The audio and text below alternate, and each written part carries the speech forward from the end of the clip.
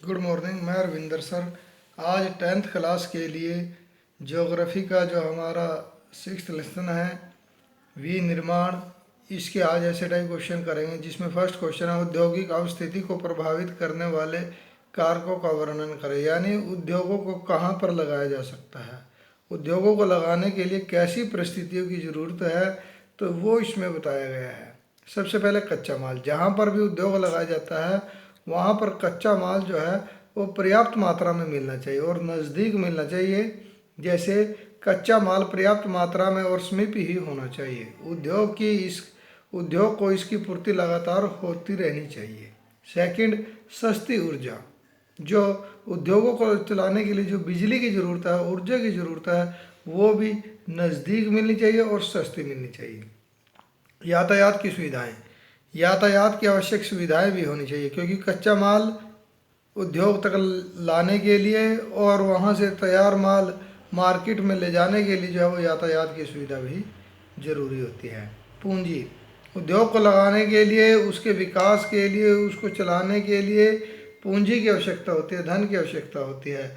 तो ये भी जो है वो उद्योग, ये भी एक कंडीशन है, एक परिस्थिति है कि पूंजी उसके पास होनी चाहिए, तभी वो काम कर सकता है। प्रशिक्षित श्रमिक यानी ट्रेंड श्रमिक, ट्रेंड मजदूर, जो उसमें काम करने वाले व्यक्ति हैं वो ट्रेंड होने चाहिए, उसको उसके बारे में नॉलेज होनी चाहिए, तो वो अच्छी प्रकार से कर सकता है उस काम को। तैयार माल की मांग, तैयार माल की बाजार में अच्छी मांग होनी चाहिए, बाजार भी उद्योग के निकट स्थित होना चाहिए। सेकंड क्वेश्चन है निम्नलिखित आधारों पर उद्योगों का वर्गीकरण करें। उद्योग जो है वो उद्योगों को वर्गीकरण करना, उद्योगों को बांटना है। जैसे पहला है प्रयुक्त कच्चे माल के आधार पर, सेकंड है भूमिका के आधार पर, थर्ड है पूंजी निवेश के आधार पर। तो पहला प्रयुक्त कच्चे माल के आधार पर उद्योग जो है वो दो प्रकार के होते हैं, एक कृषि पर आधारित, दूसरा खनिज पर आधारित। कृषि पर आधारित जैसे वस्त्र, मान लो कपास से कपड़ा बनता है, चीनी, गन्ने से चीनी, वनस्पति तेल, सरसों से तेल जो है वो निकलता है। रोपण उद्योग के लिए कच्चा माल कृषि से मिलता है, इन्हें कृषि उत्पाद कहते हैं, यानी कृषि पर आधारित उद्योग कहते हैं।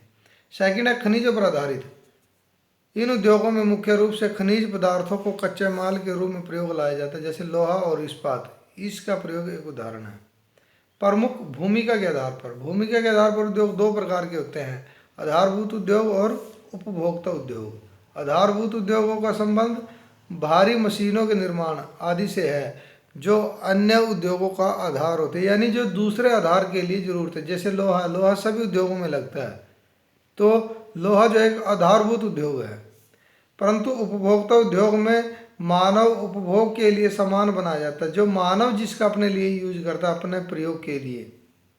लोहा, इस्पात और तांबा प्रगलन उद्योग आधारभूत उद्योग में आते हैं, जबकि चीनी, कागज, पंखों आदि के प्रयोग उपभोक्ता, यानी इनका प्रयोग उपभोक्ता अपने लिए करता है। थर्ड है पूंजी निवेश के आधार पर।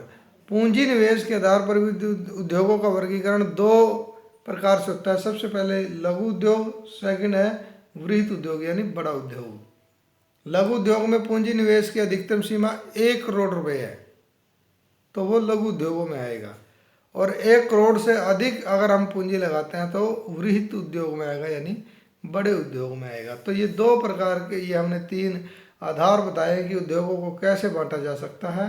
तो ये 2 क्वेश्चन आपने लर्न भी करना है और राइट भी करना है। उम्मीद है ये क्वेश्चन आप सभी की समझ में आया होगा। अगर फिर भी नहीं समझ में आया तो आप इसके बारे में पूछ सकते हैं। Okay, thank you.